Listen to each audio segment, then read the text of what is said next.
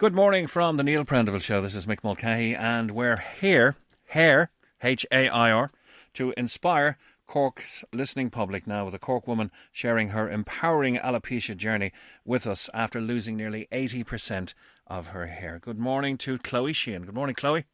Good morning, Mick. How are you? I'm very good. Now, as a follically challenged person, of course it did, when it was falling out, take a great deal of trepidation my way, but I don't think, and I'm not being sexist here, I don't think it's as bad for a man as it is for a woman. Would I be right?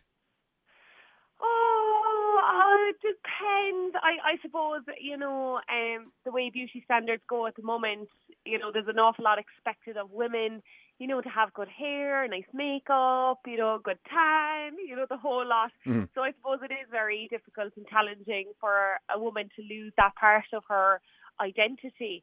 My hair started falling out about 4 years ago. I noticed a little small patch in the back of my head that my hairdresser found, and I went on to the GP and the dermatologist, and I then got diagnosed with something called Alopecia Areata.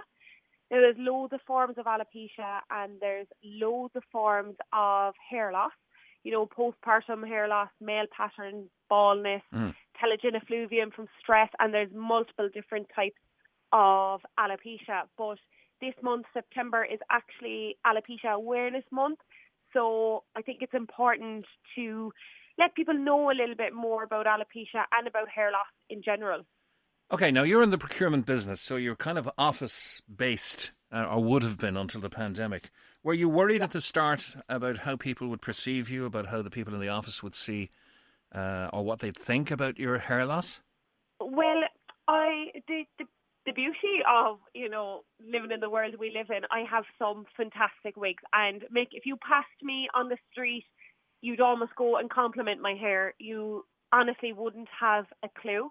But before all that, I didn't have a wig when it first fell out, and I couldn't leave the house. It was very, very challenging until I went and I got a wig, and it gave me that crutch and that freedom.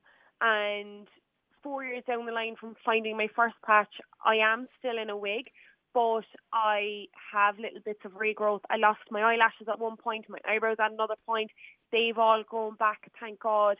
And I suppose it was important for me to always have hope, and it's important for me to show other people that there's hope. Now, I still have to wear a wig, and I still have a huge amount of balding on my head, but it's something that I've learned to cope with physically by looking at myself, and something that I've learned to cope with mentally by doing an awful lot of internal work on myself. It wasn't easy. It was a very, very dark time in my life.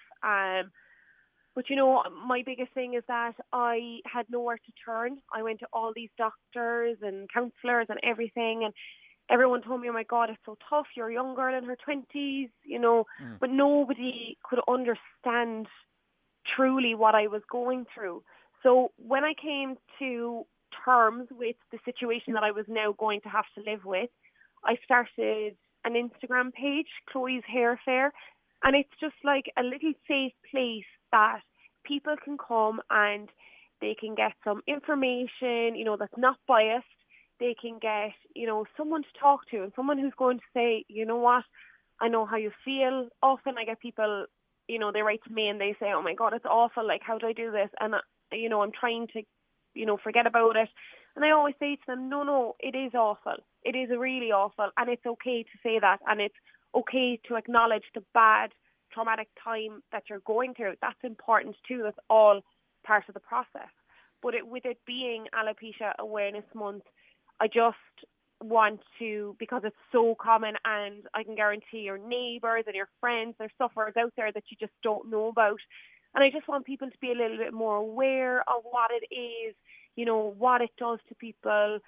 And sure, they say, you never know what's going on in people's lives. And that's a big thing with alopecia, because you'll never know to someone's face if they're going through it, if they're covered in a lovely long wig, Yes, indeed. Look, alopecia areata is an autoimmune disorder. Nobody really knows what causes it, but they do know what it results in, and that's unpredictable and patchy hair loss. Mm-hmm. Yeah, and like the thing is, there is no cure for alopecia. There's loads of people write to me and they say, I have a cure, I have a cure. There is no cure for alopecia. If there was, it'd be on the front of Time magazine because there's so many people suffering. But like, one thing I will say is that there's no cure because it's not seen as a life-threatening disease.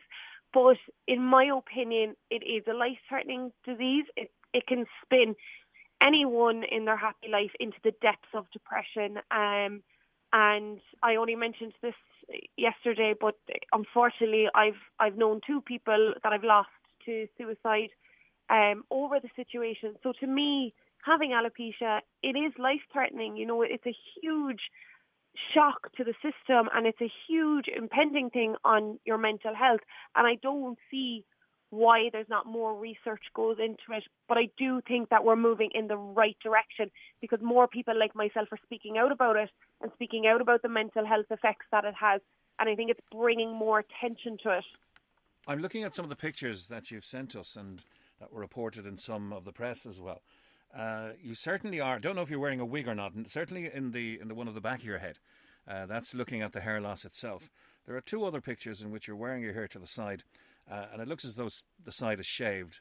And you are, if I may say so, wearing it with a certain degree of confidence and smiling and looking very, very positive. Yeah, do you know what? It was a good thing I think I got so depressed from it because I really lived through the trauma of it. And I wasn't pushing it down, and it couldn't get any worse from there. Things only had to get better. And I just decided one day, you know what, I'm going to turn this into a good thing. If, you know, I could have really done with someone to talk to who understands, or even flicking through Instagram and see a bald patch or see a good wig, and I said, right, I'm been given this really unfortunate situation and I'm going to make some good of it. And it has just brought this whole positive community together, and it's just been absolutely phenomenal. And I've just learned over the years that it's actually nothing that I should be ashamed of. At one point I was ashamed of it, but it's not my fault. You know, just because you have hair or you don't have hair does not define whether you're beautiful or not. You know, so it's important for me to try and make people who are suffering from any form of hair loss to feel empowered and to feel beautiful, and just to let them know that they're not alone, basically. An interesting element of what you were reported to have said in the press is that you, on a timing basis, suspect that it may have started with a smear test, which would seem to me to be unrelated, but you had multiple cervical tests and procedures and treatments, and this seemed to coincide with the beginning of the hair loss. Do you still believe that? Yeah, I do. I mean, no medical professional will ever, you know, tell you that, but I do think everybody who suffers from some form of alopecia will always boil it down to a self-diagnosis of some point in their life. My time frames were very, very close when I was going through all that, and that's what I put it down to, because although I wasn't stressed and I was fine and positive about going through this ordeal, I think my body was under an awful lot of stress, and I think my body was trying to kind of let it out and was taking in all the trauma of going through all this, and eventually it was just like, hang on here a second, you know, and then my hair just began to fall. But I got the all clear a couple of months ago, and I've had plenty of regrowth since. So I think it's a mind, body, you know, sort of an experience, and that's just my personal diagnosis. Brilliant. And I want to really salute your journey from hiding your alopecia to being absolutely open about it and now publicising your alopecia for the greater good. And that all started, I suppose, you were on a skiing trip and you began to be open about your condition, and then you started your Instagram page, which is at Chloe's Hair Affair. That's a tongue twister, at Chloe's Hair Affair, to help spread awareness of alopecia. So you really are passionate about redefining society's strict beauty standards and their, I suppose, the way that they look at people with alopecia. Oh, 100%. I've an Instagram page now just over a year, and to say I'm on a mission is an understatement. I want everyone to, you know, feel beautiful, feel good about themselves, no matter what their difference is. And I wanted to create a safe space for people who know that they can come to me and they know that I'll understand them and I'll always be there just at the other end of a message. And that was important for me because that's something that I wish I had and I didn't. So I think that alone will change a lot for people, hopefully. Okay. Did you ever hear, I heard many years ago doing this programme for so many years, that a cure for alopecia, or certainly a treatment for alopecia, was developed by Mick Mulcahy, the Baldy Barber, and that he was treating, of all people, Princess Diana. Did you ever hear that story? Yeah, I actually tried that serum. My aunt had actually purchased it for me, and I had used it. I used it for about a year. It didn't make any hair grow, but it did keep my scalp in good condition. Fantastic. It's a nice mixture of castor oil and stuff. So my scalp was in nice soft condition after it. Fantastic. Okay, so you're asking now through your Instagram post and on your Instagram page, I suppose, that everybody should do their little bit in bringing awareness about alopecia to everybody. So that's really every like, every save, every comment, every share. Means the world. Yeah. And how can people access that? Just go onto your own Instagram page and forward some links from there? Yeah, I mean, just even someone going on and looking at the Instagram page, a friend of a friend of a friend of a sister might have alopecia, and it might guide the right person in the right direction.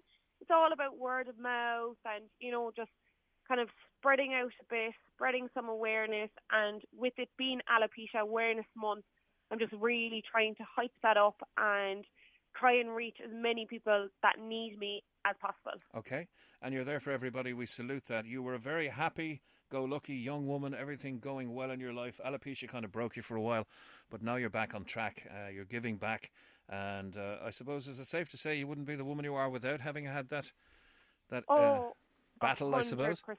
I much prefer the person I am now, and, I had such an easy, happy life with great support system. I never had to do a lot of internal work on myself. And, I'm gone really into meditation and yoga and all these amazing things about self-love and self-care. And it's made me a much better person and a person that I just truly love and appreciate, really. Okay, you're very mature sounding for 27, if I may say so. Thanks very much. We wish you all the best, and please be aware that it is Alopecia Awareness Month, and we thank Chloe Sheehan for coming front and centre and detailing her own journey through alopecia and the positive element she's offering to society through Instagram and other ways at this end of things, and for coming on air and speaking to us. Thanks very much, Chloe, and good morning. Thank you, Mick. Cheers.